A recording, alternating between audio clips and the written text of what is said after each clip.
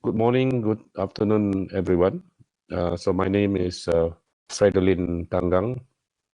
I am the head of the Department of Earth Sciences and Environment in this Faculty of Science and Technology of the University Kebangsaan Malaysia.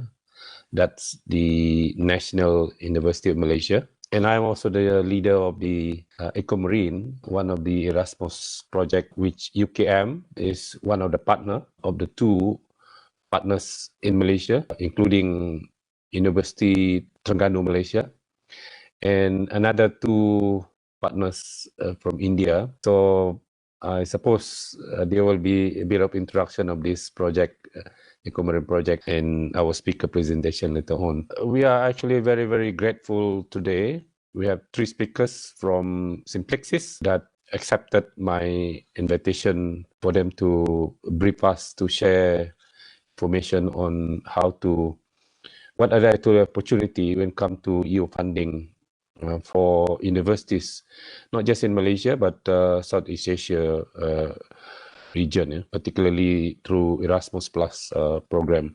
This was possible when I met one of the speakers. I will introduce each and every one of them. Before that, I think rather briefly, Simplexis basically a Greek non-profit organization that has extensive experience and expertise in the development and implementation of EU-funded project. It says here that they are currently managing, I think, 55 current projects that include our project, the EcoMarine. I'm sure all of them will be providing us very relevant information on how to apply for this Erasmus Plus project. So the first speaker would be Mr. Georgios. I hope I pronounced that correctly. Alexopoulos. I'm really sorry if I didn't pronounce that correctly. To pronounce Greek's name is not easy. He is the general manager of Simplexis. Very experienced with more than 15 years, I suppose, with Simplexis. So we will hear him talking about the introduction to the capacity building in the field of higher education, call on the Erasmus Plus program. So second speaker will be Miss Kelly Bibiri, Business Development Manager, also very experienced personnel with 18 years. Especially in specialization is on the proposal writer, project design. So certainly, she would be able to advise us on how to write proposal and so on for this Erasmus project. So the topic of presentation, how to prepare a project proposal for the capacity building in higher education call. Georgios Trianfilou. This is difficult for me to pronounce your name. Senior project manager. I wish, you also have difficulty to pronounce our name probably. So he's a senior project manager with 8 years experience, and he has been involved in more than 50 EU-funded projects, including our project, I think, So once again, welcome and thank you for accepting our invitation, my invitation, when I raised this possibility of this event while we're in Cyprus last time. So here we go. This is it. I will pass to the first speaker to start this. So I leave it to you guys to decide to divide the time. So probably we have about an hour or so. So after that, we will have a Q&A. So over to you, Georgios, the first speaker. Good morning, Fred, and everybody. And for us, it's not just a pleasure, it's also an honor to be able to have this discussion. We do not see this as a training session, we see this as a discussion with our colleagues and potential colleagues. So please see this as a very informal, let's say, floor that we can exchange questions and opinions, and do feel free to stop me, Kelly, and George at any time so that we can clarify things. We'll try to stick to the 1 hour limit, Fred. We have prepared some detailed presentations, and the rationale is that you can take them back after we are done. You can study them, and we can revert either with a follow-up session or with some questions. We didn't want to have a very brief content because this would be difficult for people that haven't attended this session to understand. And our intention is for you and the whole team and your colleagues to understand how this program works. So do not be afraid, because you will see something like 40 to 50 slides. It will not take forever, and we'll try to keep it short, especially when it comes to the proposal preparation presentation that Kelly will go through. And let's see at the end of this session how we can proceed, if you deem necessary to have a second follow-up session, or we can leave it as it is. Let me share my screen with you. So I think that you can see my screen now. The meaning of my presentation is to share with you how the capacity building in higher education call of the Erasmus Plus program works. Actually, the aim of this sub-call is to help the higher education system in third countries, which are outside the European Union context, to come a little bit closer to the EU standards when it comes to socioeconomic recovery, growth, prosperity, and help developing countries and higher education systems react to recent trends, particularly when it comes to economic globalization, human development, and the latest social, economic, and environmental inequalities. This is something that is the end result of a number of EU policies. So this is, let's say, the funding arm and the funding branch of a series of EU financial instruments, such as the European Neighbourhood Instrument, the Development Cooperation Instrument, the Instrument for Pre-Accession Assistance, and the EDF. What is a capacity building higher education project?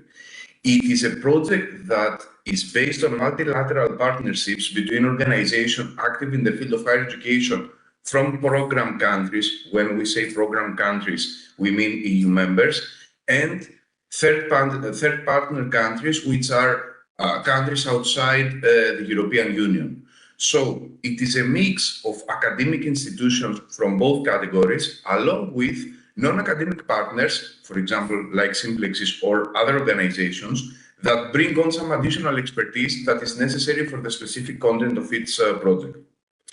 The purpose of a capacity building higher education project would be to focus and try to contribute to challenges and needs of third countries. Those projects are not for helping EU-based organizations to solve their problems. Instead, they are there for tackling challenges in third countries, such as Malaysia, for example. They target the specific priorities for those countries, and they are trying to match those priorities with EU priorities. It is what I said before, bringing closer the two contexts and maximizing the benefit to third countries. This is very important to understand, that those projects are meant for the partners based in third countries, and everybody else, all EU-based partners, are there in order to transfer their expertise for the specific challenge. So, what is the context? As I said before, at the end of the day, the final goal is to bring the higher education system, and context in the developing countries a bit closer and elevate it so that it gets very close to the EU standards. So, in actual terms, this means supporting the relevance, quality, modernization, and responsiveness of higher education institutions for socioeconomic recovery, growth, and prosperity, which are cross-cutting EU policies. Be able to respond to recent trends, in particular socioeconomic trends, and again, some cross-cutting priorities such as the environment. So it is closely aligned to the EU Green Deal and Sustainable Development Goals as published in the UN site.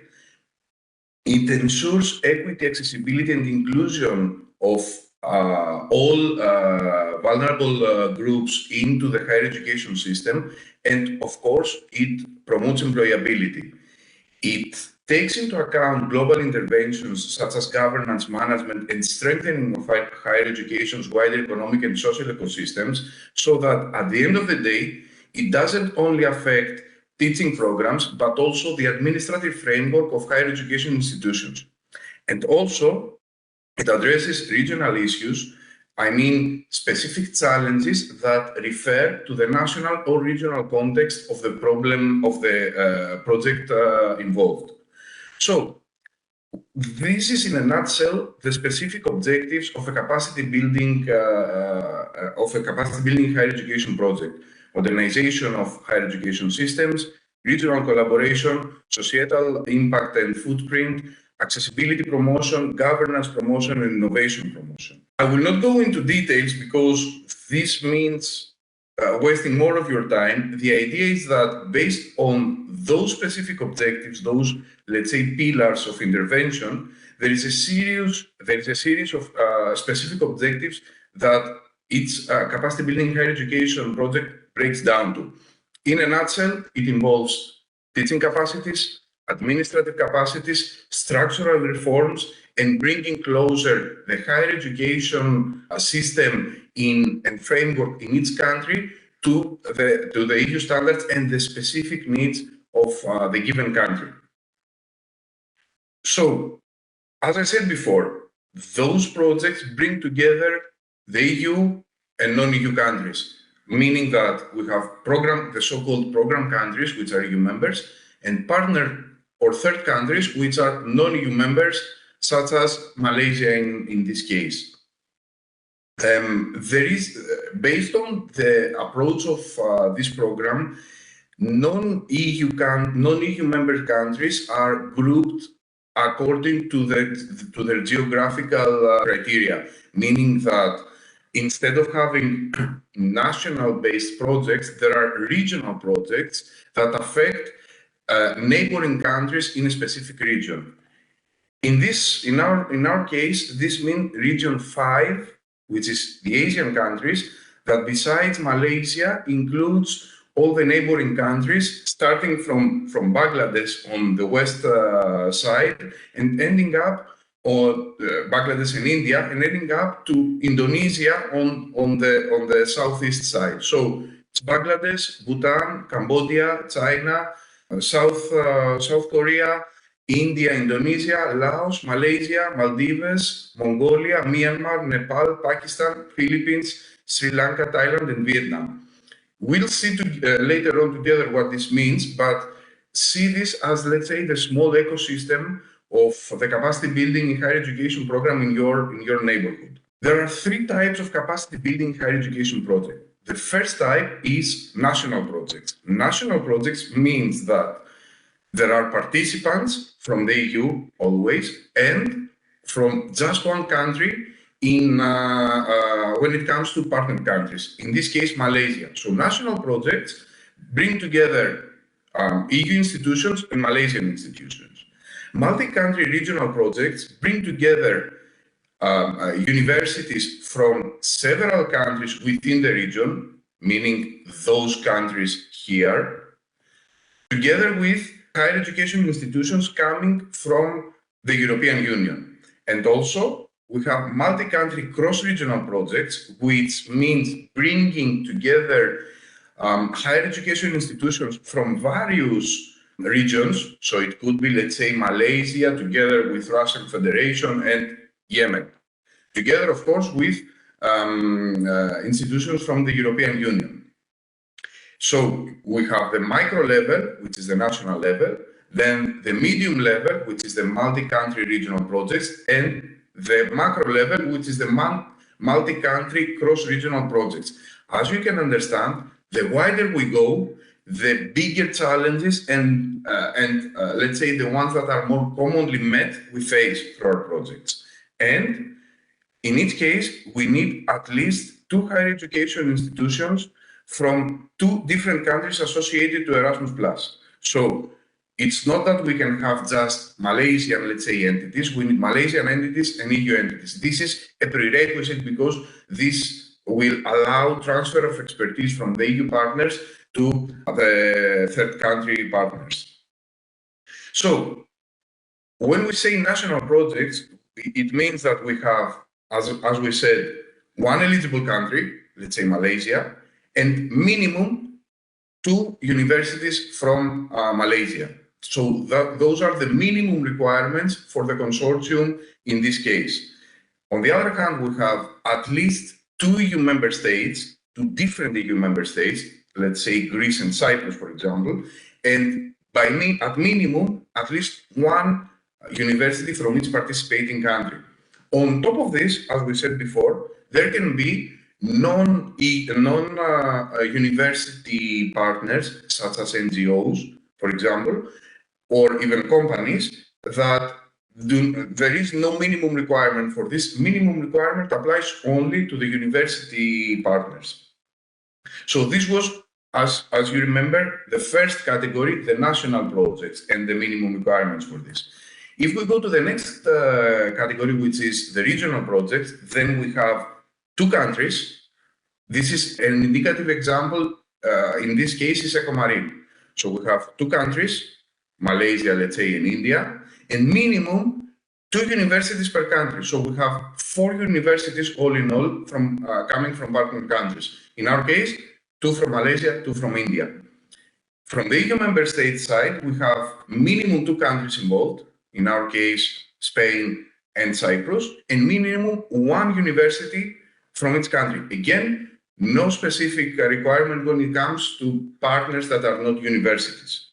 So there are specific criteria that apply to all capacity building higher education projects, meaning that the number of the universities from EU member states or countries cannot be higher than the number of universities from third countries.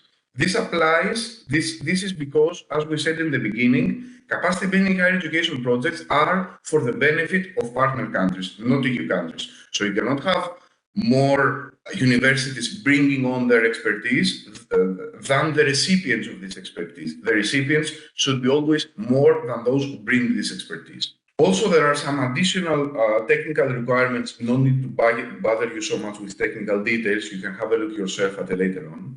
So, in a nutshell, what's the rationale of a capacity building higher education consortium?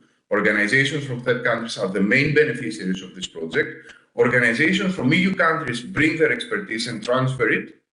And there is promotion from the project by other associated partners. Of course, the universities will also promote the project, but there is the possibility of having additional partners just for promotion purposes. Which are the roles in a capacity building higher education consortium? First of all, we have the applicant or coordinator. In our case, Fred, this would be, let's say, in the Ecomarine case, the University of Cyprus. This means that the applicant or coordinator represents the whole consortium and acts on behalf of project partners towards the European Commission, bears the financial and legal responsibility for proper implementation of the project at all aspects, both technical and financial, and coordinates the whole project. We have full partners. In our case, in the Ecomarine case, the other universities and simplexes, and all other partners, which come from program or partner countries and contribute to the implementation of the project according to the specific technical activities they undertake. And optionally, we can have associated partners, which means, and we will see in Kelly's presentation, the importance of associated partners, which contribute to the implementation of specific tasks and also promote the project, but without receiving funding. A typical example in this case would be a ministry, because this means that our project has institutional support and is backed by the institutional authorities in our countries. So this is a typical example of an associated partners.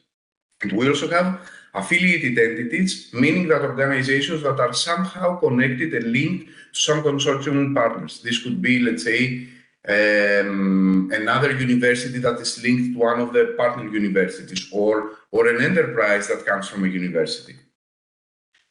Eligible applicants, and this, of course, and apologies for not having mentioned this in the beginning, we are waiting for the program guide for 2023 to be published from the European Commission in the next days, and this will define the technical details of the next call. Of course, whenever this happens, you will be hearing from us, and we will share the most important details. So, eligibility of applicants might be one of the technical things that the new program guide will involve, meaning that, of course, higher education institutions, which is universities, and associations of universities are always eligible, but when it comes to non-university partners, this changes from a year to year. NGOs, companies based in the EU or outside the EU, some of those categories might not be eligible in a certain year. Usually, they allow everything. Last year, they had a very strange first launch of the program, saying that NGOs and companies from EU countries are not eligible. They changed it after a month, and they allowed everybody to participate. So we will confirm this when the time comes, but when it comes to universities, they are always eligible, both from the EU and non-EU countries, and also associations of universities are always eligible. Other than that, we can have public or private organizations in each country. This might be SMEs, this might be public bodies, social partners, research institutes, foundations, etc. As we said before, there are organizations of universities also. There can be associations of universities also involved in those projects. And we will see later on, when it comes to strands, there is a specific category that involves structural reforms for which the participation of competent authorities, for example, ministries, is required. So, we said that we have one criterion that is the complexity of the project, national, regional, multinational. This is one, let's say, dimension. Second dimension is project strands, meaning the topic involved and the topic dealt by each project. There can be three different strands: access to cooperation in higher education, partnerships for transformation, and structural reform projects. Let's see a bit what each of those categories involves. The first one, which involves fostering access to cooperation in higher education, includes there can be either small-scale projects or bigger projects that aim at internationalization. This is the main, let's say, the key word and the key objective of this category, meaning that helping universities in developing countries go international. This is, let's say, in a nutshell, the objective of this strand. This means having universities from least developed countries on top of those priorities, because they seem to have the most urgent needs. Universities located in remote regions and areas, again, being those, together with the previous ones, in the top of the priority list. Newcomers and less experienced universities, meaning universities that haven't received EU funding before, and also involvement of students and staff with fewer opportunities. Fewer opportunities means coming from vulnerable backgrounds and disadvantaged backgrounds. There can be many activities under the first round. The first area is management and administrative capacity. As we said before, teaching capacities and management and administrative capacities are both under the scope of those projects. So the first area of activities involves enhancing the management and administrative capacities of universities, which means modernization of university governance, including also the enhancement of services in support services for the benefit of students, guidance, counseling, job orientation, etc. Establishing or strengthening international relations offices because as we said before, internationalization is a key objective of this strand. Establishing new or developing existing quality assurance units, creating and increasing the capacity for planning and evaluation, enhancing mechanisms for communication and dissemination of results, and also building capacity to support student and staff mobility activities. Second area is education as a service itself. So first one was administration, second one is high quality and relevant education, such as curricula, going into curricula and redesigning them or introducing new curricula, bringing together students and teaching staff for shorter periods, having some short-term courses, developing capacities for postgraduate students and academic staff, implementing training courses for academic staff, and creating synergies with the business sector so that employability is promoted and enhanced. Last but not least, the third, let's say, area of activities includes the increasing the accessibility of students or staff with fewer opportunities. So there are a number of categories in this area.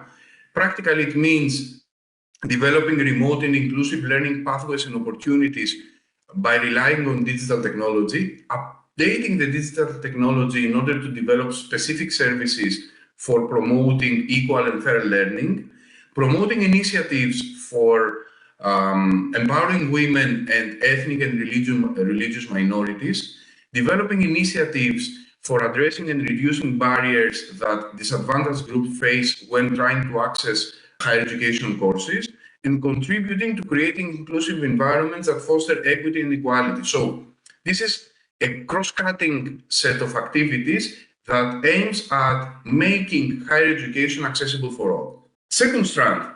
So first one, I remind you, it was access to cooperation. Second one is transformation in higher education. Transformation in higher education means having a scope that is a bit wider than going just in one or two universities, but seeing a higher education system in a country or in a region at a wider context. This means that partnerships for transformation in higher education are rather complex and innovative capacity building projects based on transfer of experience, competencies, and good practice, with a range of interconnected activities that aim to strengthen the capacities of the universities so that they meet the latest challenges such as migration, climate change, governance, and digital economy.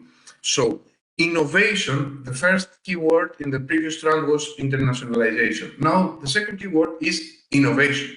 So we need innovation in higher education in order to enhance and bring higher education closer to the labor market and the society. So those projects are there in order to fill in some gaps, either in terms of bringing higher education closer to the labor market or bringing higher education closer to society. This practically means designing new curricula, implementing new innovative learning and teaching methods, having active engagement of the labor market and the business world with research so that continuing educational programs and such activities are brought closer to the business world and the enterprises, and strengthening the capacities of higher education institutions in third countries in order to network effectively with the research, scientific, and technological world. So as you can see also from those elements, those are much wider projects. So the deeper we go to strands, the more wider our project becomes. And also, those projects promote reforms in higher education so that they become catalysts and they drive economic and social development in third countries. So those are reforms that aim at making higher education more democratic, inclusive, equitable, and full-fledged with civil society. This might mean bringing on some new governance and management systems and structures on board, focusing on digital skills, modernizing university services, quality assurance processes, new tools. Keep in mind that the link with the external environment, and by external environment we mean the labor market and research institutions, so other research foundations and businesses practically, is at the forefront of this strand. So this strand comes to bring closer higher education with the external environment, both societal and labor market. Some indicative activities, as we said before, I will not bother you with so much details, just to understand the type of those projects. We have new curricula developed and tested. We have development of new learning methods. There can be some reforms based on the Bologna framework, 3-level cycle system, transparency tool, etc. There can be practical training schemes, internships, or short-term courses, and dual learning systems, bringing the higher education and upper secondary VET closer to each other. There can be solutions when it comes to innovation promotion.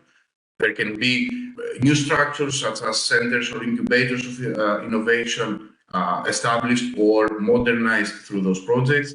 There can be trial and testing of new innovative measures such as exchange of students, researchers, teaching staff, etc. There can be reforms of governance and management systems at institutional level, development of new strategies for internationalization, and development and adaptation of delivery tools. These are just indicative categories. We try to be as exhaustive as possible. You can have a look later on, and if you need some more details on that, just let us know. Third strand, structural reforms. This is the strand that, as you might remember, we said before, require the existence of a competent authority, requires the existence of a Ministry of Education. Why? Because when it comes to structural reforms, this cannot be done without the active participation of competent authorities. So, in order for the European Commission to understand and acknowledge that the structural reform, the proposed structural reform, will indeed take place, they would need to see the involvement of a competent authority, the Ministry of Education, into the consortium, so that they are convinced. So, what do those projects involve? Collaboration and mutual learning among and between public authorities at the highest institutional level of between EU member states and partner countries. Inclusive higher education systems, but as a system now, not as a university. We are talking about measures that are cross-cutting and horizontal in the country or countries affected. So bringing students from different backgrounds closer to the higher education system, and particular focus is given to people with fewer opportunities.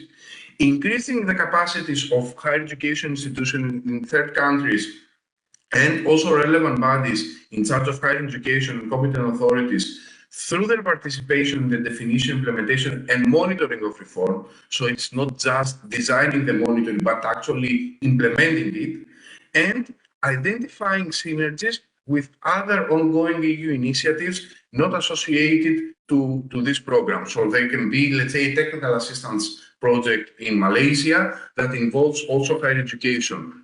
Those projects are there to bring those initiatives closer to your universities. Again, some indicative activities under this strand. The first category is fostering national ownership by experimenting and mainstreaming positive and best practices in higher education at national or regional level to increase employability, to wider access of higher education to disadvantaged populations, and to strengthen the links between education, research, and innovation. Contributing to efficient and effective policy in higher education by encouraging participation, enabling active participation of students in governance and reforms of the higher education system, involving other associations active in VET or youth, bringing on board, and enhancing the international dimension of higher education. So, again, no need to waste more of your time for those details. The idea is that you see more or less the same context as in the previous strand, but at the system level. Now we are talking about the national system or the regional system in higher education in those countries. So the difference between strand 2 and strand 3 is the scope, not at university level, not at organization level, but at structural level. Those were the regional priorities for your region for both Strand 1 and 2 last year. Again, more or less, we believe that they will be the same this year, but we will revert when the new program guide is published.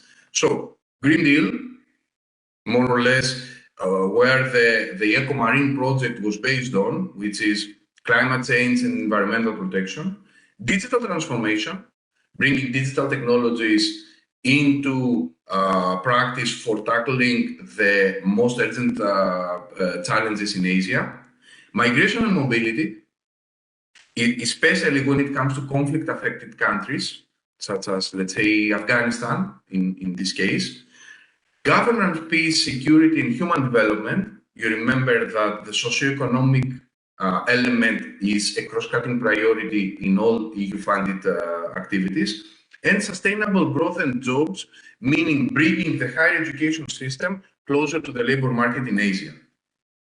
For the third strand, there was no published priority last year, but the projects, the European Commission left it open so that projects would meet the actual political and strategic challenges in each country. So if, let's say, this would apply for Malaysia, the priority for Malaysia would be the priority of the Ministry of Education of Malaysia in this field. So it's not defined by the European Commission. It is allowed for partner countries to define it according to their own specific priorities. So some practical tips before giving the floor to Kelly. How to cover thematic priorities. So when it comes to national projects, you need to, first of all, check whether there are some national priorities announced. Meaning that in various countries, the European delegation offices, together with the Ministry of Education, sometimes publish some national priorities. So if there are any such national priorities, we need to take them into account because those priorities should be met. If not, then we comply with regional priorities. This is the case for national projects. For multi-country projects, we need to respect the regional and national priorities of the participating countries, and also the theme of the project must be listed as regional priority for each of the participating partner countries concerned, meaning that, as we said before, into the new program guide, there will be specific regional priorities. So when it comes to multi-country projects, we need to take them into account for the specific region, region 5 Asia in your case, if we're talking about regional projects, or if we decide to go for multi-regional projects, then the regional priorities of the other region that is also involved in our project. Some important principles, as we call them, before, and this would be a bridge, let's say, or a link with the next presentation. Some important principles that we should take into account when it comes to capacity building higher education projects. First of all, regional, cross-regional cooperation should be relevant and justified by detailed analysis of common needs and objectives. Meaning that if we define a problem, we should justify why this problem exists. The evaluators will never do their own market research and do their own research and see whether what we are saying makes sense or not. So both the topic and the choice of the specific countries should be justified. Otherwise, our proposal will never be accepted. Second of all, cross-regional cooperation is also possible in multi-country projects, provided that the theme of the proposal is a priority, meaning that if we go to region 5 and 6, for example, what we say that we tackle should be a priority for both regions, not just for region 5 or just for region 6, both for region 5 and 6. This is what makes those type of projects a bit challenging and a bit more difficult to handle. Second important principle has to do with impact and dissemination. So, in a nutshell, the European Union would like to see some impact for the money that they spend, and this should be visible. So, there should be a long-term structural impact on either the systems or the organizations and institutions in the eligible partner countries, depending on the scope of the project. So when we're talking about structural projects, this means that they should have a nationwide impact and an impact at institutional level. If this is not proven, then the proposal will be rejected. Last but not least, there should be innovation. There should be innovative character. There should be impact and sustainability of the results, because this means that our project will actually make a change. When we say innovation, doesn't mean that we need to reinvent the wheel. Usually, this means that we need to take something that has been developed at EU level and tailor it and bring it closer to the context of partner countries. So, where applicable, there should be link and capitalization of results of previous EU partner projects, and saying that the project that we are developing and designing will take those outputs an extra mile, bringing them closer to the current needs and trends. Thanks a lot. I hope that I didn't bore you to death. Yes, Josh. I think quite a bit of information there. But should we proceed to the second speaker first? And then after the three speakers presented, and then we open it to, participant would have a complete perspective after listening all of you. Is that okay? Mention, Fred, that Kelly's presentation could take a full day if you want, because it is the aim of this presentation is people to be able to prepare a proposal, which, as you can understand, is not the easiest thing to do. We'll try to keep it within 20 minutes, more or less, but feel free to let us know where to dig a bit more or where to share some additional information. Or if you want to, go through this after Kelly's done at your own time and revert with a follow-up session. Thanks. Yeah, sure. That would be the idea. We don't have the whole day, So perhaps if we can have the gist of each presentation, and then there could be a follow-up session, after this session, or even direct communication to you by anyone interested, So can we invite Kelly then? Try to share my screen. I will pass some slides in order to keep my presentation fairly short. So I will start with some very brief information about the application process, keeping in mind that all the application process is done completely online through the participant portal of the European Union. For this reason, all applicants and partners need to have an EU login account in order to be able to connect to the portal. The call of proposals each year is also published on this portal. As George mentioned, the new program, the annual work program for Erasmus has been published, but the new program guide and the specific call is expected within November. So we will have more specific information on the new call a bit later. Here you can find links on the Erasmus guide, the latest one, and also information in the Erasmus Plus program you can find on the Education, Audiovisual and Culture Executive Agency of the European Commission. So you can access this later on. I will not get into detail about how you can register on the participant portal. This information you can also have a look later and ask us specific questions if you need to. You need to keep in mind that the basic application form has three parts. The first one is the administrative forms that contain general information on the project and its partner organization. The technical description, part B, which is the main part of the proposal, including the budget. and part C, which contains some online administrative forms, again, relating to the indicators that are necessary for the monitoring of the project. Here, there is also a link to the current application form template and the logical framework metrics that should be attached to this form. Again, there may be changes to this form when with the new call, so these are just for reference.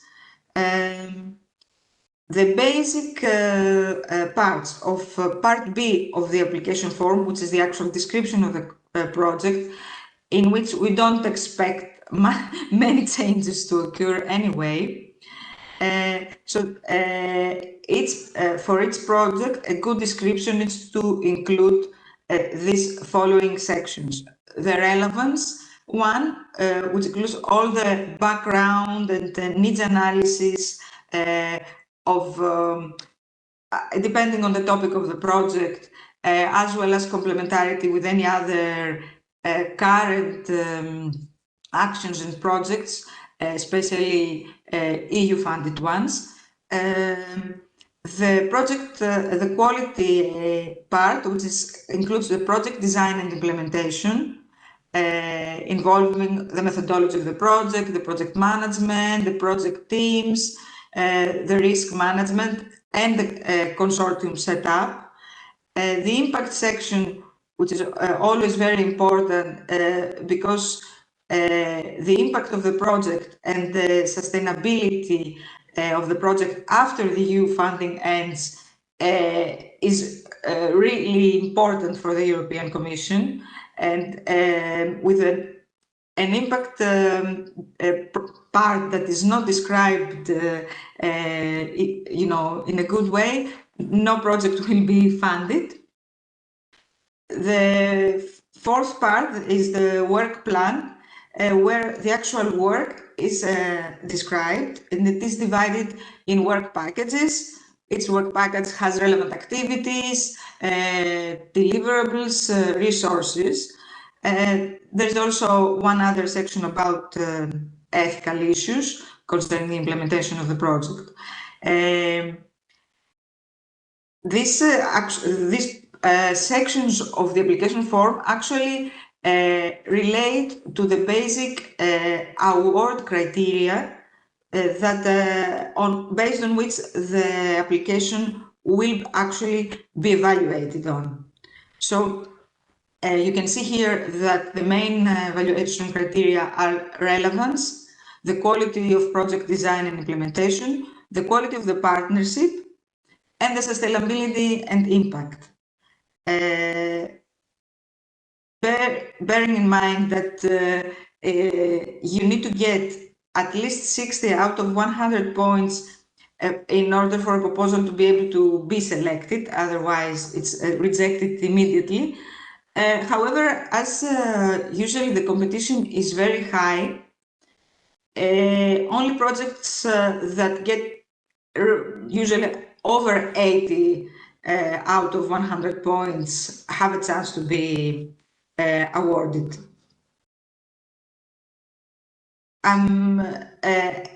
I have some slides more specific to each of the award criteria, but I think you can have a look at them later on. Keep in mind that the needs analysis for the project is one of the most important aspects in the proposal.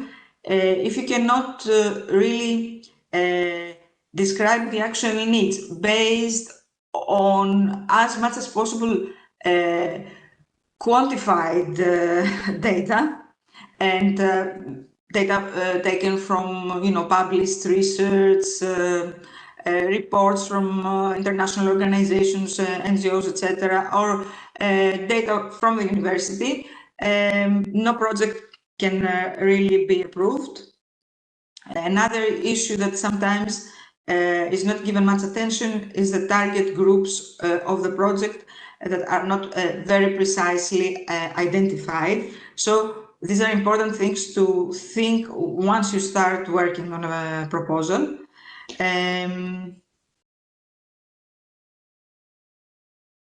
I will not get into more detail on the criteria, the other criteria now. Let's go a bit into more detail about how to come up with a good project idea.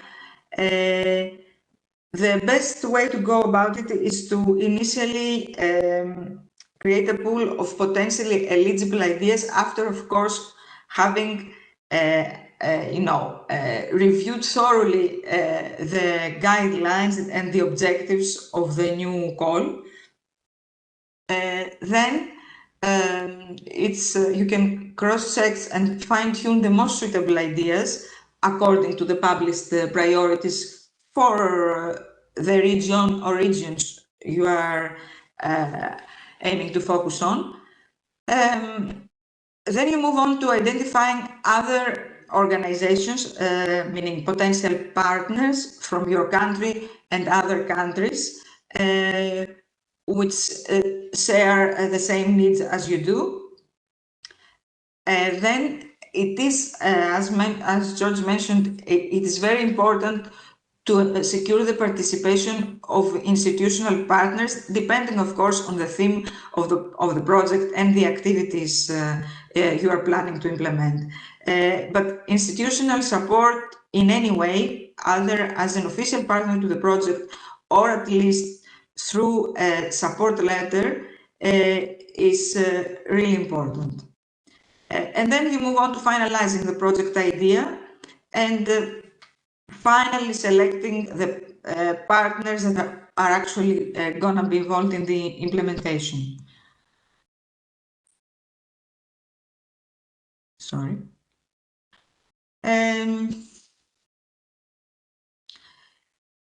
One other issue to think of once you start, developing the idea is to keep in mind the minimum and maximum duration of the projects. Strand 1 and 2, the maximum duration is 36 months, while in Strand 3, the maximum duration is 48. It is important, as you can understand, to think about this once you are developing the project activities, because sometimes projects get a bit over ambitious and too many activities are planned for a short period of time. And then even if the project is approved, problems during implementation arise because there's not enough time to implement the activities. So in order to be able to identify good potential partners, we always start by creating a 1 or 2 page outline mentioning the main details of the project, the objectives, the main activities, the target group, the needs that the project aims to cover. So you can use this for communication with potential partners within your country or other countries you would like to cooperate with. Also, as we've mentioned earlier, apart from other higher education institutions, other partners may be relevant to a project, such as NGOs, business partners, professional associations, and many others. Also, as mentioned before, especially for structural projects, it is obligatory to include the relevant ministries as official project partners. So keeping this in mind in case you would like to apply for a structural project.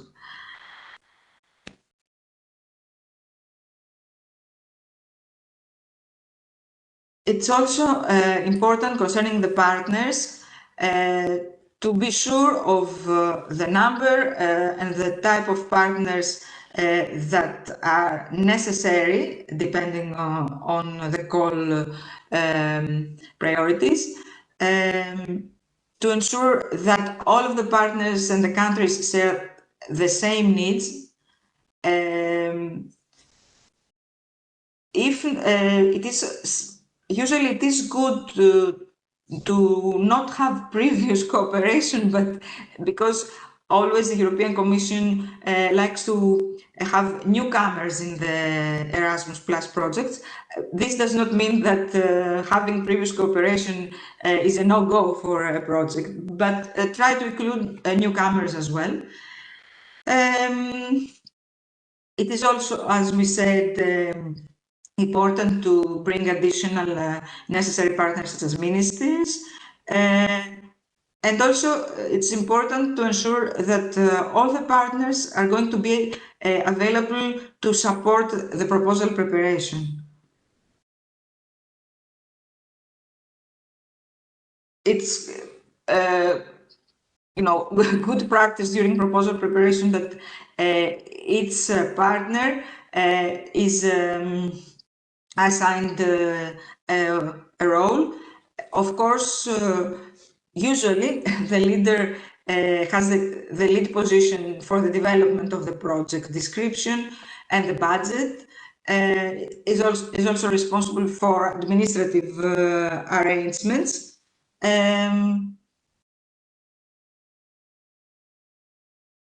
And some of these arrangements that need to be put in practice include smaller teams, possibly within the consortium, that will deal, with different aspects of the proposal development. Development of a time plan, an internal one, so there are deadlines and milestones that will help ensure a successful proposal preparation. Also setting up any necessary communication and coordination tools like mailing lists, share drives, whatever is more helpful. The preparation and signature of a consortium agreement, sometimes it is not usually necessary, but it can be, depending on the partners involved.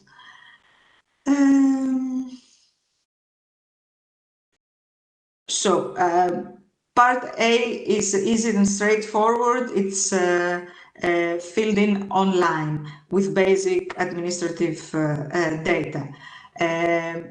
In part B, you will usually need to ask the contribution of all or most of the partners, as this section includes information at research level, for example, the existing situation about the given problem in its country, the specific needs of each of the target groups, etc., as well as some other data such as the previous relevant activities of its partner.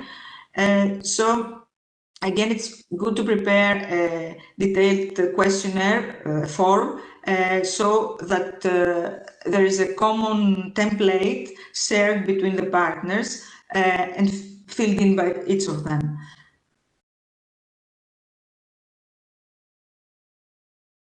Keep in mind that for the project description, only one language should be used, that all fields in its in the templates provided by the European Commission are mandatory and have to be completed unless it is indicated otherwise. There is usually a maximum number of pages allowed, or characters, usually pages, which must be respected. Otherwise, if the pages that exceed the limit are not evaluated. And it's also not allowed to unlock or change the templates provided, of course. Concerning the project budget, I will just say very few words. The system changed last year to a lump sum approach. The partners still have to provide an Excel table with fairly detailed information, actually, with the budget per work package and per partner. But the evaluators assess the cost details and depending on the results of their evaluation, the lump sum is fixed during grant preparation. So they may decide to provide a grant that is lower actually than the one that we are asking for. Usually this is not the case, but it is possible. By the way, the EU contribution, the EU grant, is limited to a maximum of 90% of the estimated budget of the project. Concerning now the minimum and maximum grant amounts per strand, as you can see, strand 1 has lower grants because it is addressed to smaller scale projects. Strand 2 is between 400 to 800,000. Strand 3 goes a bit higher as it concerns structural reform. These are the main budget categories that are included in the budget template that is provided. So moving on, the characteristics of a winning proposal is to have a strong consortium with diversified background and to have strong presence from the partner countries, to have a perfect alignment of the objectives of the proposal with the call priorities. Actually, this is very important, otherwise the proposal will not get funded. To demonstrate that the combination of all the elements, of all the activities of the partnership, everything, can produce concrete and sustainable results for the benefit of all the parties concerned. And of course, to have a value for money budget approach. Cost effectiveness is very important. A winning consortium involves diverse partners with different experiences and profiles. Also, there should be equitable and active involvement of all partners. So one partner having only, being involved in only one small activity within the project is an element that will be evaluated negatively. There has to be a balance of the tasks between the partners. Of course, there should be clear focus on the particular needs of the partner countries and the institutions. As we mentioned earlier, it is good to involve institutional partners like the ministers of education, even as associated partners, to include also additional partners from society and business, depending, of course, on the specific topic and activities foreseen.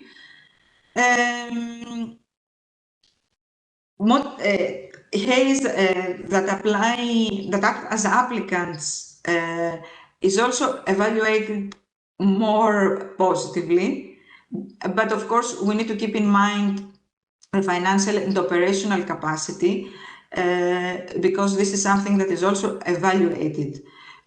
So it's not just selecting one university from a partner country and just putting it as applicant if this university does not have the necessary financial and operational capacity to implement the project.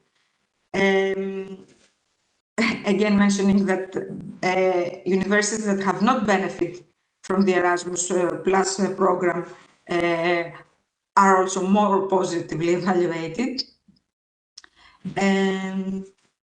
So, concerning the project description, apart from the consortium, again, it is important to have a full alignment of the project idea and objectives to the priorities, the national, regional cross-cutting of the specific call, to provide specific answers to all the questions in every section of the project description, addressing all different evaluation criteria, to to have a detailed breakdown of the project at all levels, goal, objectives, work packages, activities, deliverables, and also to be careful that there is alignment of all the numeric information throughout the project description, because many times discrepancies occur. The budget also needs to be very accurate when it comes to input estimation. All the equipment, even equipment is foreseen, should be directly linked to the project activities. We cannot, plan to acquire equipment that is not actually that is not actually necessary for the implementation of the project activities, just because we would like to have this equipment after the project ends. One other issue is to have very little subcontracting costs. This is not viewed very positively.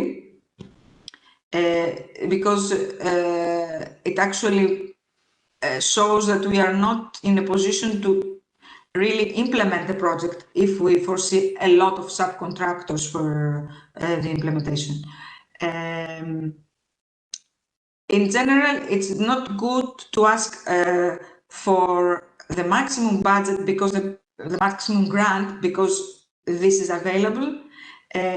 We need to ask for the grant that is necessary to implement the activities we foresee, and also to reflect actual costs in its country.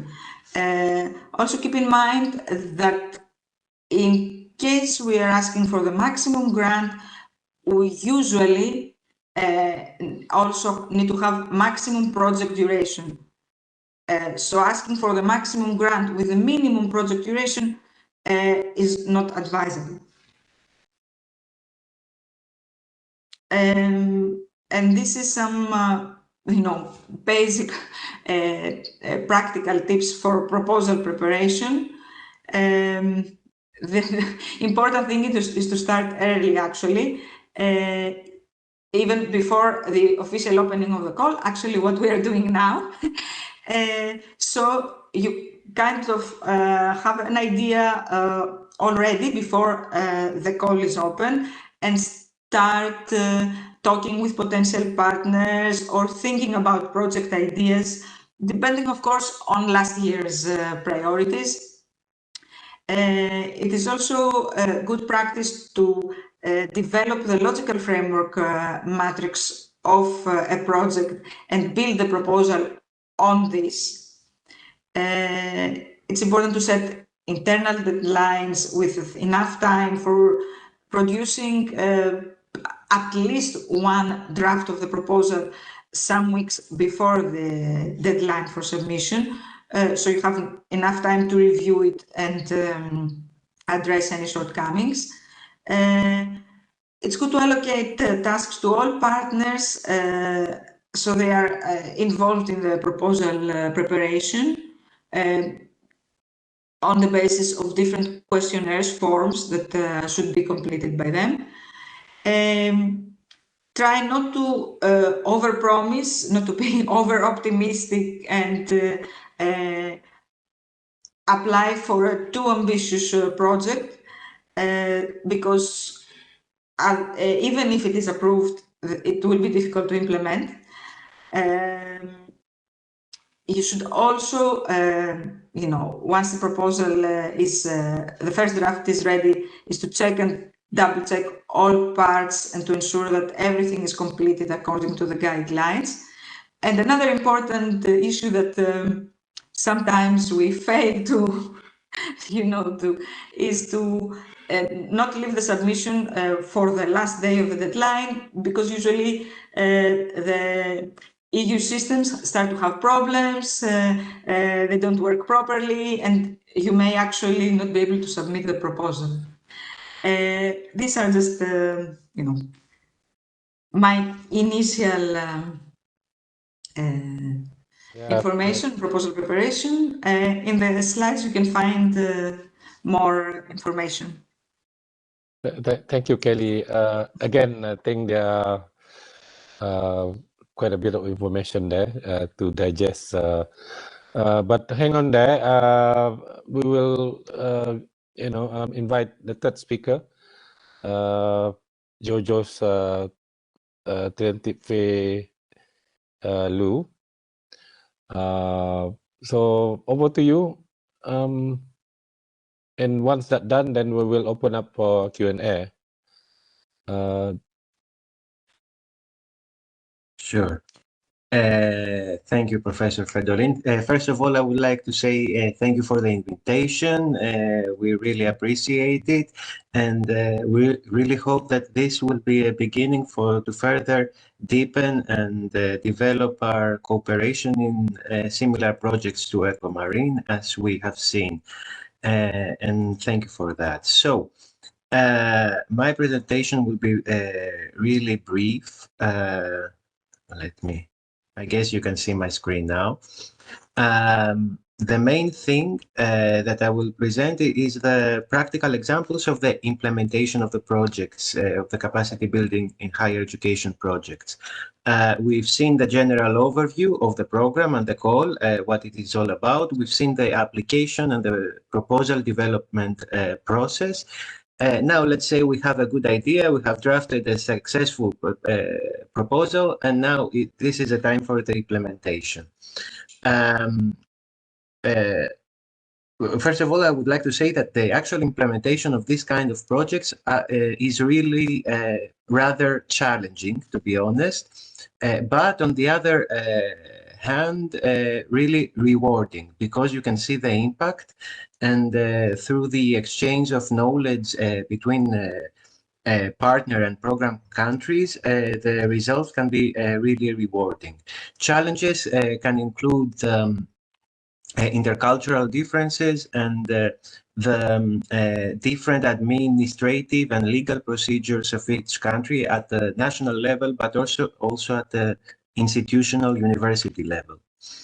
So I'm going to present briefly the three capacity building in higher education projects that we are involved in, just so you know the scope of the activities and so on. The first one is called Integra, with a subtitle, Developing Tailored Comprehensive Services for Young Migrants. All of them, by the way, all three of them are targeted. The focus is Asia, this region. So yeah, there's that. Integra lasts 36 months for 3 years and aims at responding to the limited participation of young migrants and refugees from conflict-affected countries in higher education in India and Pakistan. So the two partner countries of that the focus is on is India and Pakistan. You can see the consortium here. The coordinator is a university from Greece, we Siblexis, of course, and we have two universities from India and two from Pakistan, and also one additional one from Portugal, the University of Porto. So in a nutshell, this project would like to develop a short-term ICT course targeted to young migrants and refugees in the context of the 4 universities in India and Pakistan. Most of them are coming from Afghanistan, actually.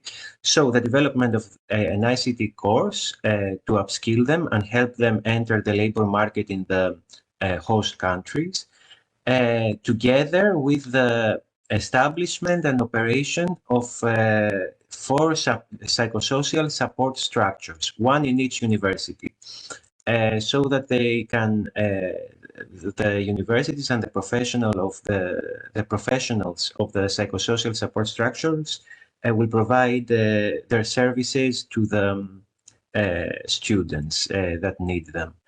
So in general, through the capacity building element of the Integra project, 40 professionals will be trained, coming from the 4 universities in India and Pakistan, through 2 rounds of training, one transnational that and one national at the national and institutional level.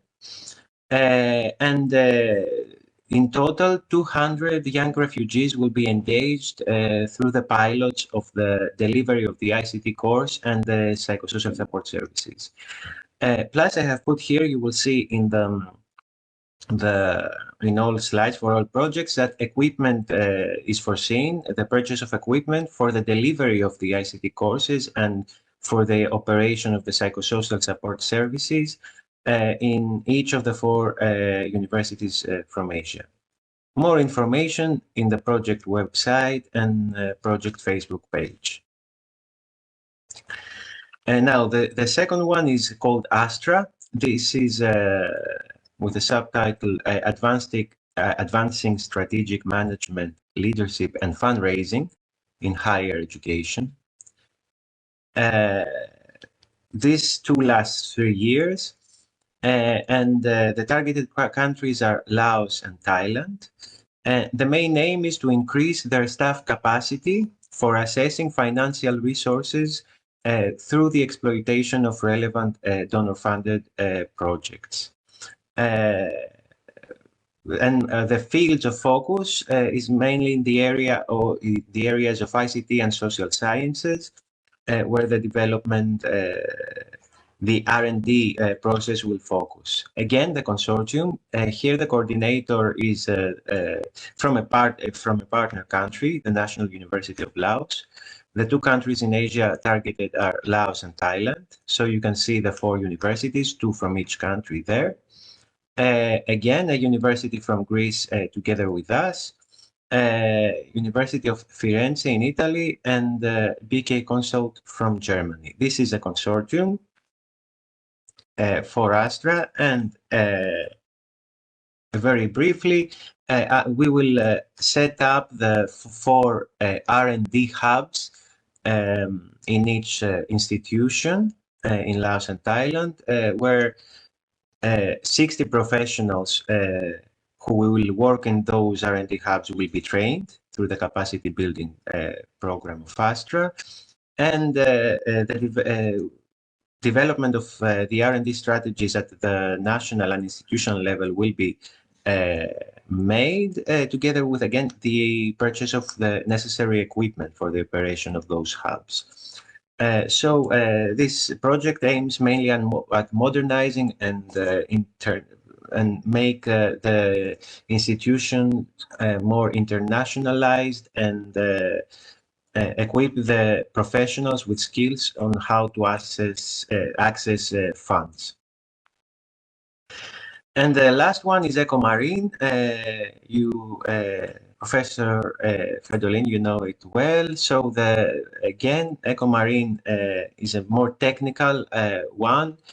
It aims at the protection of marine life from pressures imposed by climate change and human-induced destruction of marine habitats. You can see the details for more information there. The consortium consists of 9 partners from Cyprus, Greece, Spain, and Germany from Europe, and Malaysia and India from Asia. And again, in the framework of the project, 4 marine monitoring labs will be established in each university. The staff that is going to be involved in the operation of those labs is going to be trained through the capacity building element of the project. And there will be also 24 exchanges of academic staff from the Asian universities visiting Europe, and vice versa for the monitoring visits. That's it. These are the 3 projects that we are involved in. As I told you, there are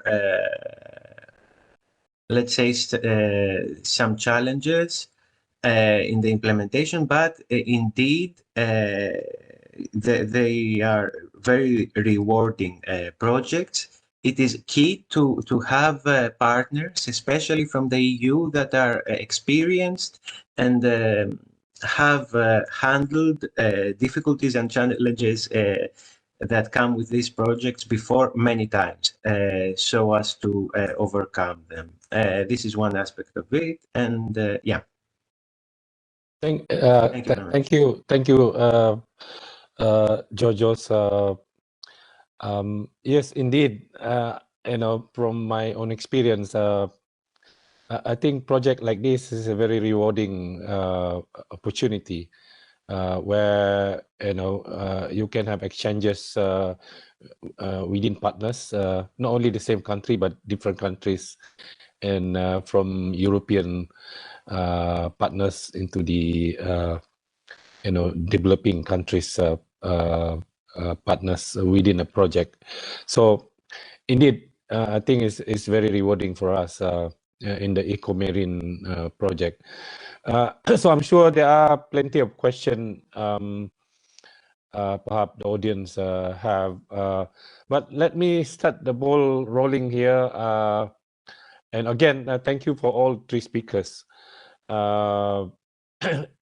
If we have an idea, and we are from institution within the developing countries, and maybe we have also information on partners that perhaps can be recruited in a particular project, but we don't know much who would be to approach from the developed country, from Europe. So how can we move forward? How can Simplexis, for example, help in that situation? So are you going to be able to help us from this side to connect to some potential project partners in Europe? Let me try to pick this up, Fred. From our side, and based on also what George and Kelly presented, we have been working with this call for the past 3 years. So we admit that we know pretty much each and every detail. And of course, when it comes to content that involves vulnerable groups, this is something that we can also handle in terms of proposal development. So my short answer to you is that we can help you in preparing a proposal from A to Z if the content is also among our key competencies. If it is something more technical, then of course we would need your help and contribution about the key scientific elements, if I may say so. But of course, we can always identify some EU partners, even if the content is beyond our areas of expertise, because we have a pretty decent network of EU-based universities that we can mobilize. So if, let's say, we come up with something that has to do with, let's say, meteorology, which is beyond our key areas of expertise, we can identify at least one, because this is the absolute minimum, but even more partners from the European Union that have this competence and are able to transfer some relevant expertise when we will be developing this project. So when the priorities are announced, my suggestion would be start thinking of potential project ideas. No need to waste time preparing descriptions and stuff like that. You can put down some simple bullet points or one paragraph descriptions. When the call is out, we will share it with you and we will see the priorities, and you can decide then which of those priorities, which of those ideas of yours relate better with those priorities, and we can, let's say, pick one out and start working on that. From our side, we can help you with the preparation of the proposal, of course, all the technical part, but also the content, besides, of course, some key scientific issues that we would need your help with.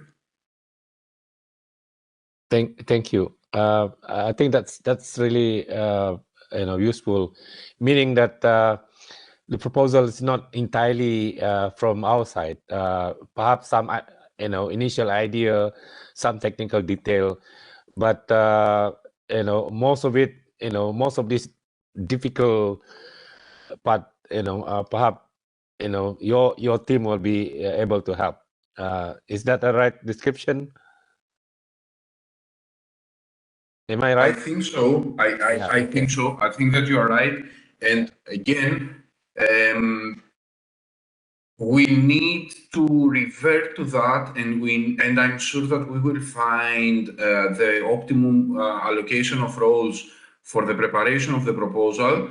But we need to revert to that the minute that we have the new program guide published. Until then, no need to waste time. My suggestion and our suggestion would be, on the one hand, to put down some project ideas that are a result of your current needs, and perhaps mobilize a bit your network of universities in other neighboring countries. So if, let's say, you have a good collaboration with some universities in, I don't know, Laos or Thailand or Indonesia, feel free to confirm some project ideas that they make sense also for them. So instead of having one idea and then trying to find some partners, we can have both the idea and the partners from those countries already secured. So this will save us significant time. Good. So let's open the floor to question from the audience. Anyone would like to pose question? Yes, Nurul Wahida, please. Thank you, Prof. Hi, good afternoon. My name is Wahida. I would like to ask, is there a minimum requirement to become a project leader? I'm a senior lecturer in UKM. So certain grants, the requirement needs to be either associate professor or professor can become a project leader. And I would like to know, is there a minimum or maximum number in a one project team? Because we have a lot of networking. My second question, can you explain more about this consortium agreement? Because how we can show some proof of partnership between this agency or high COEs and whatsoever. Thank you. Who's going to answer that? Let me pick this up as well. Oh, okay, sure. Thank you. Thanks a lot for your question. It's a very to the point question. So the coordinator, there are two things that should be taken into account during the selection of the coordinator. The first is that universities from partner countries, such as Malaysia, are encouraged to lead their consortia. So let's say a consortium with a Malaysian leader versus a consortium with, I don't know, a Greek leader will have an advantage. So this is something that, of course, if your university or any other Malaysian university has the capacity to do that, we should aim for this. Secondly, is that without having some strict thresholds, there should be some technical and financial capacity, as they say. Technical and financial capacity means having some track record for implementing EU-funded projects. It might not be under the capacity building higher education call. It might be for another call. No need to have some experience as a leader, but also as a partner. But you need somehow to say that, okay, during the past, let's say 5 years, we have been involved in those 2 or 3 EU-funded projects. And at the same time, your financial capacity, your annual turnover, let's say, to be significant so that, again, no strict rule there, but if you are applying for, let's say, an 800,000 euro project, your turnover should be, I don't know, 2 or 3 million euros at least. Apologies for talking to euros, but just trying to present the case. So the annual turnover of the lead partner should be 3 or 4 times higher than the budget, the total budget of the project.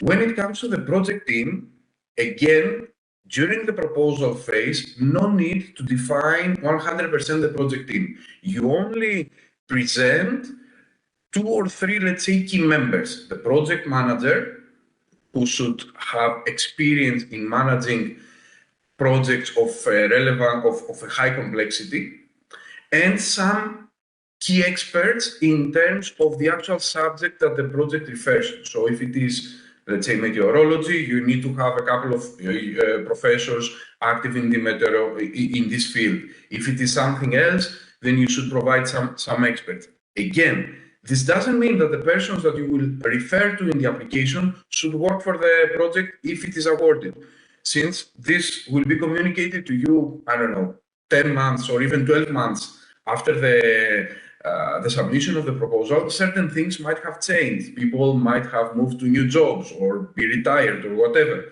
So you are not committed to mobilize those persons if the project is approved. The only purpose of this exercise is to convince the evaluator that you have both the technical and financial capacity as an organization, and also the technical efficiency in terms of individuals to support the implementation of this project.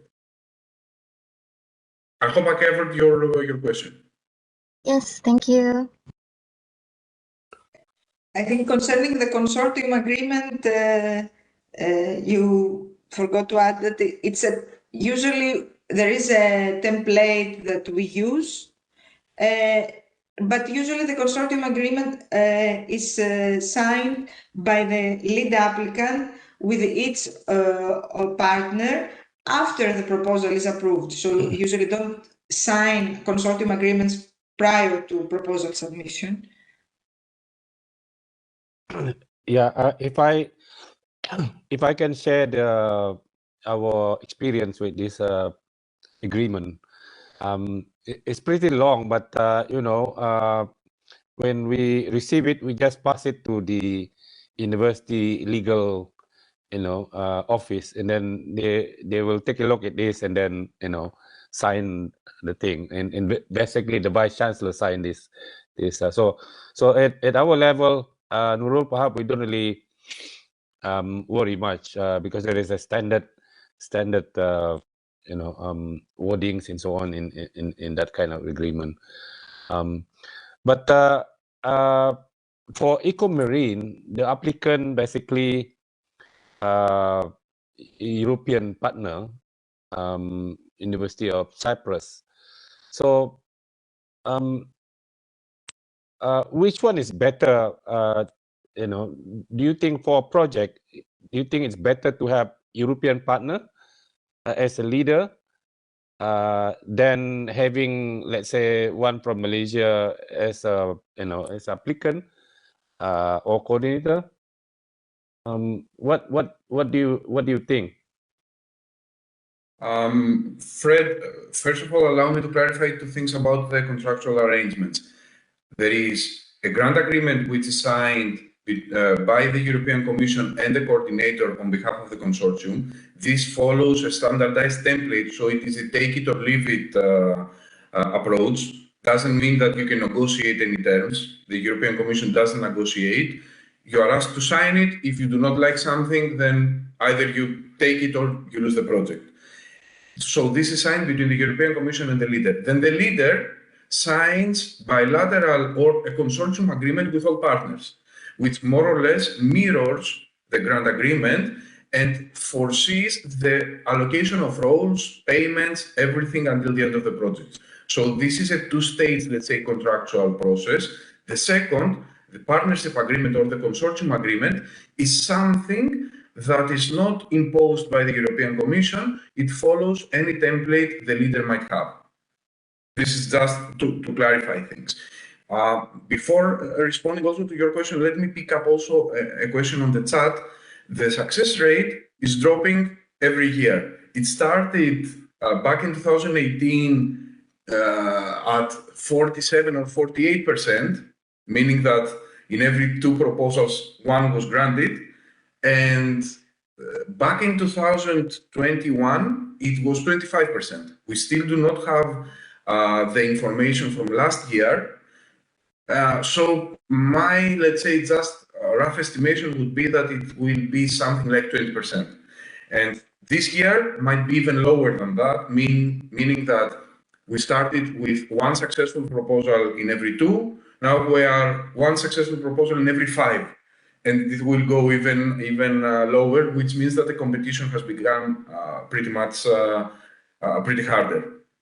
To answer your question, keeping in mind this hard competition, if your university, as an example, believes and has the capacity and the human resources to be in charge and coordinate the consortium, our recommendation would be to have your university or any other university from a partner country as leader, because it will give us additional points during the evaluation.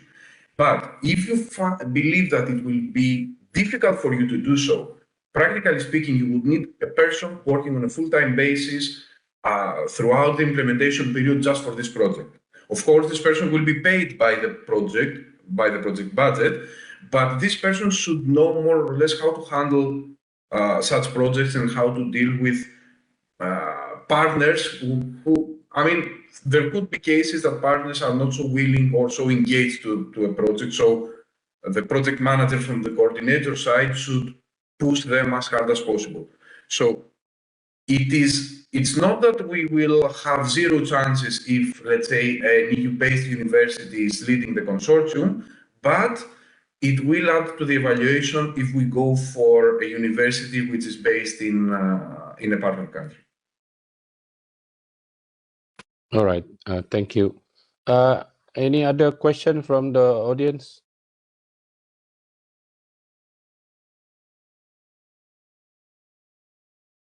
Prophet.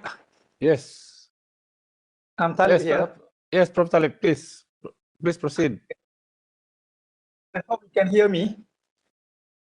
Yes, okay, we can hear questions. I have question. If, for example, we already have partners from Europe and from other countries, how we want to start to communicate with you, and how far you can help us to integrate the applications for this research grant? That's a very good question. Before they answer, I think the previous question also related to that question of yours, Professor Talib. My understanding is that Simplexis team would be able to help us on this. Please, who is going to answer this? Since I gave the previous response to that, I can follow up. Professor Talib, from our side, as we said, we can help you submit, since you have the consortium partners ready, any kind of proposal, regardless of the topic. But of course, we would need your support when it comes to the actual content, because we are not experts in each and every field. But if you choose, and if we find together a topic that could be dealt by us, we could even undertake 100% also the content preparation. So in a nutshell, if you have the partners from the partner countries, we can bring on EU partners, we can bring on the technical expertise for putting together and submitting a proposal. And for the content, if it is something that we already know of, we can develop it ourselves. If not, if it's something too technical, then we would need your help through, let's say, a structured questionnaire that you would need to fill in order to help us prepare this proposal. Is that okay, Prof. Talib? So we just need to email you and mention what is our proposal. Since right now we do not have the priorities and the new program guide published, as I said before, my suggestion would be have a very brief presentation of your project idea, paragraph, no more than that, together with the partners that you have already identified. And as soon as the program guide is published, we will let you know about this. We can revert, because before that, we cannot evaluate whether this project idea relates with the priorities of the call or not.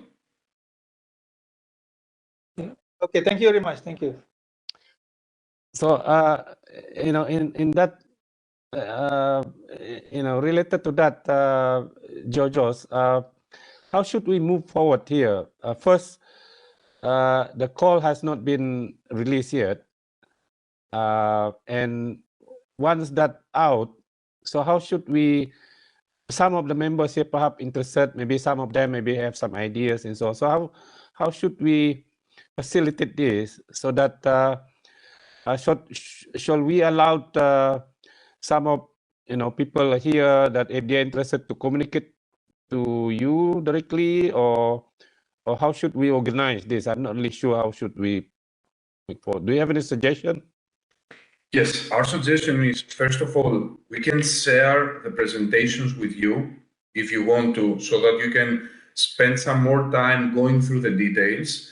And we remain at your disposal either to clarify things via email, or even if there are several questions or topics for discussion, we can arrange a follow-up session so that you can get as much familiarized as possible with the program and the specific technical details. So this is one thing. Second thing is, as we said, the new code will be published really soon, and keep in mind that usually the deadline for this call is late February. So we will not have too much time to our availability. We will have more or less, 3 months, 3.5 months, including the holiday period. So we need to move fast.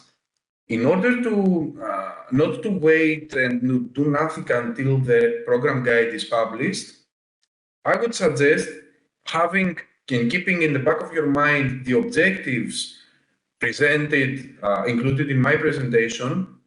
Think of some project ideas, talk to some partners of yours, so that you say that, okay, there is idea number 1 involving this and that, and we have those universities from Laos, Thailand, or whatever interested.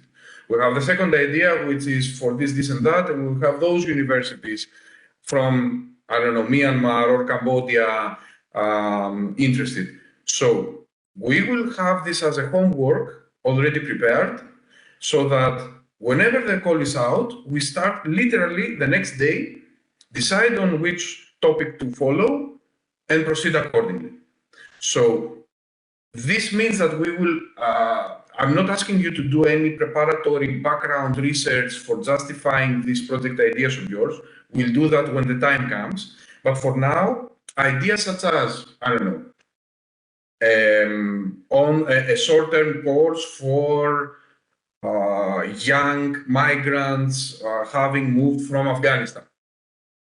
This is something that universities in Cambodia, Malaysia, and Laos want and prefer, and that's it. So this is, let's say, a very rough outline. Let's have 2 or 3 such outlines, and when the call is out, we can sit down, have a quick call, see which relates and which comes closer to the priorities of this year's call, and start working on it. Sorry, I would like to add that I think it's better that instead of every participant just sending an idea, perhaps to have a common document with all the ideas together. Maybe it could be on a shared drive or something like that. That might be workable as well, but at the same time, maybe some people they are kind of reluctant to share their idea to Prophet, I have an idea. For example, For example, I want to determine the level of air pollutant by using satellite. By working with people from Europe, because Europe has EUMETSAT, for example, EUMETSAT, and also with other people from India or Pakistan, for example. Is it possible like that? Okay. this is the type of detail that we are asking for now. So if you just put down what you said, together with the names of the universities in India, Pakistan that you know that have the same need, that's okay for now. We are not guaranteeing that we will proceed with that because it might not relate with the priorities of the new call. But when the new call comes out, we'll check and we will see if we can put this forward or not. I think this is, I'm going to suggest how should we move forward here. First we will gather the presentation materials. So anyone interested, we will share this to them. So I will be getting the presentation on behalf of everyone. Second, so anyone that has idea, and we will also provide whoever required your contact number, your emails, especially. So I hope we can share your email, yeah. Yeah. So I think we let everyone, if they have ideas and interested in this, so we will provide the slides as well as your contact numbers, and then he or she that has this idea can communicate with you and perhaps sending an email and with a few ideas and perhaps start developing a possibility of to apply this kind of funding once the call is open. So I think that's the best way, because for us to coordinate, collect all the ideas and pass it to you might not be that efficient. First, people may not be willing enough to share their own ideas to people like myself. So is that okay, Georgios, for us to? It's perfect, and of course we can have those bilateral, let's say, discussions with anyone interested in this call. I would like to stress out again, in order not to get misunderstood, we cannot guarantee right now which and how many and which exact ideas of yours can proceed or not, because this depends on mainly the priorities of the new call, and then the support in, let's say, if we go for something so specialized as satellites, this means that the actual content of what you want to do should be more or less prepared and communicated to us, because, for example, we're not experts when it comes to satellites. So, not to be misunderstood, this doesn't mean that right now whatever you might think of will proceed. It might proceed if it is eligible, and of course, if we have the right support in terms of the content for things that we are not experts ourselves. So I would like to repeat this again so that we do not get misunderstood, that whatever we might think of will be actually result to a proposal and a submission. We'll see, and we cannot guarantee right now anything else other than reviewing this when the call is out.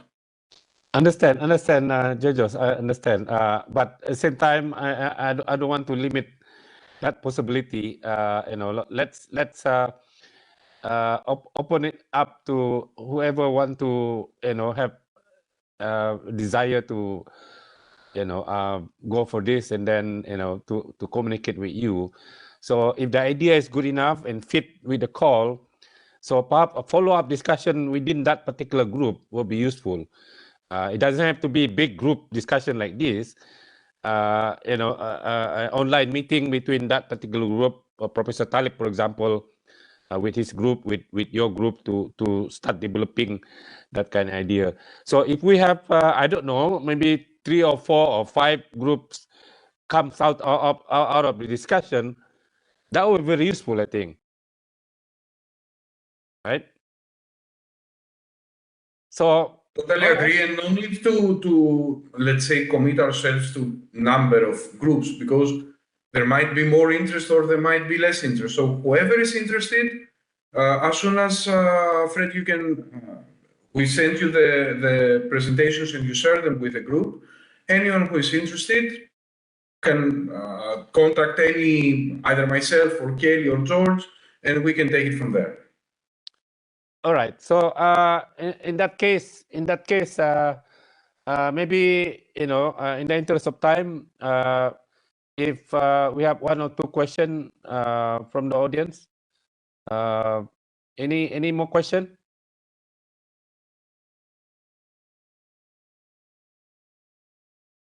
No. If not, again, let me repeat. Once we get the presentation from the speakers, we will share them through. I don't know, Hanida, how are we going to do this? Maybe via email, right? By the slide, Prof. Yes. Yeah, Once yeah, we get the will email slide the from them. participant. Sure, Prof. Okay. And also we will share the contacts, email contacts of the Mr. Georgios Axelopoulos, so that if the group or individual have ideas, they can communicate directly. So I think we almost come to the end of this very useful session. But before that, can we have some kind of photo session here? Prof, sorry, There's another question here. Sorry. Yeah. In the chat, can you pick that up? Yes. This is a bit, the requirement for the co-financing is a bit typical, meaning that what the European Commission would like to see is also some additional activities that will be co-funded. Practically, what we are suggesting is, on top of the actual activities of the project, to put and include some activities that your university will do no matter what. For example, participating to some conferences or to some exhibitions or roadshows or stuff like that. Since you will be doing something no matter what, and you will be paying for it, you can charge it to the project and say that, okay, this is my own contribution. The fact that I went to this conference and presented, among other, my project as well, this can be accrued and can be considered as a project activity that you paid directly. So actually, this 10% requirement of co-financing involves claiming and charging to the project some activities that you will be doing anyway, even without this project. So it's not actually contributing financially to the salaries of the staff that will be involved, or I don't know, to some travels or to some equipment. It's simply having a look at your annual activities and say that, okay, that and that activity are related to this project. I will claim that I presented this project as well. So the cost of those activities will be considered as co-financing. Exactly. Mr. George, we are also kind of doing that in one or two activities. Yeah. I would also like to add that you don't need to prove in any way the co-financing part specifically. You just need to prove that you spend a certain budget, let's say 100,000 euro, and the EU will provide you with the 90%. You don't need to prove in any way more specifically. You just need to prove you have spent the whole amount. Yeah. So this has been a very useful sharing session. So let's all of us thanks our three speakers. Overwhelming, but I think we get the gist of it. And been mentioned earlier, once we receive the slide, we will share to everyone, including the detail of the context. And then anyone has ideas to follow up, so we will let them to communicate with you, and then hopefully something useful can come out of this. Thank you so much. Bye-bye, everyone. Thank you. Bye. Thank you, Bye. Professor Fridolin. Have a nice afternoon. Yeah. Bye. Bye.